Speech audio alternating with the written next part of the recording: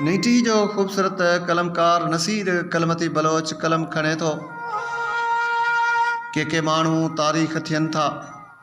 सिंध जे लाड़पट्टी ज़िले ठटे सां तालुक रखंदड़ कलमती कबीले जो बुज़ुर्ग मरहूम उस्ताद मोहम्मद हसन कलमती वलद अहमद ख़ान कलमती 1926 ईस्वी में ॻोठ अहमद ख़ान कलमती बलोच तालुके मीरपुर साकरो में पैदा थियो। शुरुआती तालीम पंहिंजे ॻोठ में हासिल कई। इहो दौरु अंग्रेज़नि जी हुकूमत जो दौरु हो। संस ॻोठ में स्कूल न पर हिकु दीनी मदरसो हो जिते क़ुर पाक ऐं फ़ारसी पढ़ियो।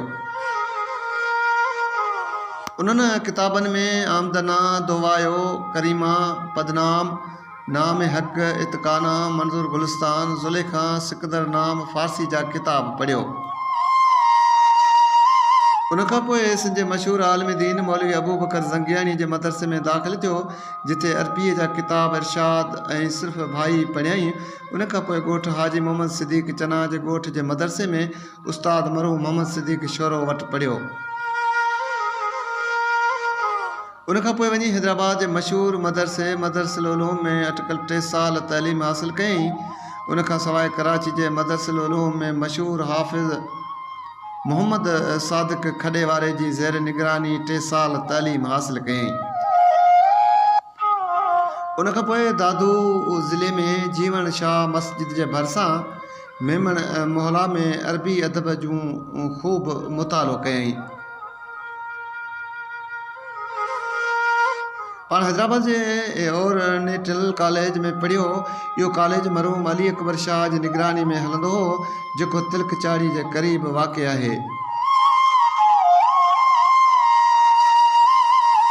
उन वक़्तु अंग्रेज़नि खे तड़े कढण लाइ हिकु अज़ीम शान जलसो मुनक़द कयो वियो हो जंहिंमें मरहूम वॉलंटियर जी हैसियत में फ़राइज़ सर अंजाम ॾिना।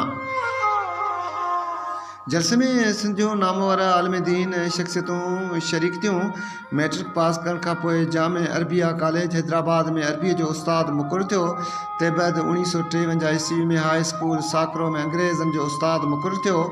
1953 ईस्वी में ई ॿीहर कराची यूनिवर्सिटीअ मां मैट्रिक कयईं। SM लॉ कॉलेज मां BA जी डिग्री हासिल कयईं। उनखां पोइ उस्ताद जी हैसियत सां सिंध जे मुख़्तलिफ़ स्कूलनि में तदरीस जो कमु कंदो रहियो। 1973 ईस्वी में सब डिवीज़न एजुकेशन ऑफिसर रहियो। मोहम्मद हसन कलमती हिकु ईमानदार ऑफिसर हो जे जहालत जे ख़िलाफ़ जाद कयो। हिन सॼी ज़िंदगी इल्म जो झंडो बुलंद रखियो। मीरपुर साकरे जो ही अज़ीम उस्ताद 25 अप्रैल 1988 ईस्वी में असां खां हमेशह जे लाइ जुदा थी वियो। संस तालीम लाइ अणथकियल ख़िदमतूं ऐं काविशूं क़ाबिल तारीफ़ आहिनि।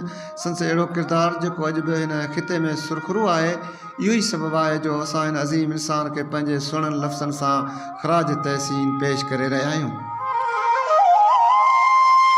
असां जेको बि कुझु आहियूं त फ़क़्ति साईं मोहम्मद हसन जिन जी महिनत जे करे ई आहियूं। मोहम्मद हसन पारां इल्म जो रोशन कयल ॾींहों अॼु बि रोशनास आहे। साईं मरहूम मोहम्मद हसन कलमती बलोच उनजो हासिल कयल तइलीमी ख़िदमतूं अॼु बि असांखे यादि आहिनि। संदसि इहा अणथक जदोजहद इल्म अदब जे मैदान में हमेशह रोशनास रहंदी। साईं मरहूम मोहम्मद हसन कलमती बलोच ॻोठ अहमद ख़ान कलमती बलोच जी इहा हिकु अज़ीम शख़्सियत हो जंहिं न रुॻो पंहिंजे ॻोठ पर काफ़ी खोड़ ॿियनि ॻोठनि खे तइलीम जहिड़े ज़ेवर ॾिनूं। ऐं साईं मरहूम मोहम्मद हसन कलमती उन्हनि ॻोठनि खे वञी विज़िट कयो जिन ॻोठनि में स्कूल नाले का चीज़ ई न हुई।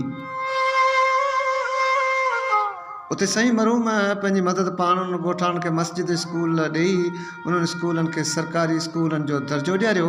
उनखां पोइ उन्हनि स्कूलनि में नवां उस्ताद भर्ती करे उन्हनि खे रोज़गार मुहैया कयो। उन्हनि स्कूलनि ते उस्ताद मुक़ररु कयो जस लहे बलोच साहिब। साईं मरहूम मोहम्मद हसन जिस्मानी तौरु असां खां दूरि हलियो वियो आहे पर रूहानी तौरु संस क़ौम सां गॾु ॿियनि क़ौमुनि जूं कयल ख़िदमतूं हमेशह यादि रहंदियूं। दुआ त अल्लाह पाक खेसि जन्नतुल फिरदौस में आला मक़ाम अता फ़रमाए। आमीन।